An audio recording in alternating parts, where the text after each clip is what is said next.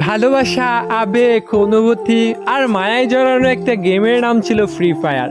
একটা সময় ছিল অবসর সময় কাটানোর জন্য আর বন্ধু বান্ধবদেরকে নিয়ে আড্ডা দেওয়ার জন্য সবচাইতে সহজ মাধ্যম ছিল এই গেমটি। তবে কেন জানি এখন আর এই গেমটাকেই আর ভাল লাগে না। এখন কেন জানি গেমিং উইথ তালহা আর ফোরেক্স তাহমিদ ভাইয়ের ফানি ভিডিও দেখে আর হাসা হয় না। 2F লোল গেমারের ইমোশনাল ভিডিও দেখেও আর কান্না করা হয় না। যে আজকে সাব্বির বসটাকে সবাই কপি করত, এখন বাংলাদেশের ফ্রি ফায়ার খেলোয়াড়রা আজকে সাব্বির বসকে চিনেই না। রক্সম্যান গেমিং, জুয়েল দা নুব গেমার, তারা আর আগের মতো ফ্রি ফায়ারের আননোন ফ্যাক্টস খুঁজে পায় না। ফ্রি ফায়ার কমিউনিটি নিয়ে এখন আর সাদিকুল ভাই আগের মতো রোস্টিং করে না।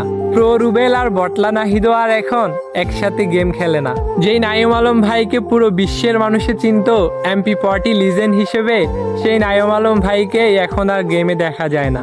কতদিন হয়ে গেছে গেমিং উইথ জিহাদ ভাইয়ের সেই বিখ্যাত ডায়লগ ভাই সাব দেখা হয় না তার ফানি সব কাস্টমগুলো।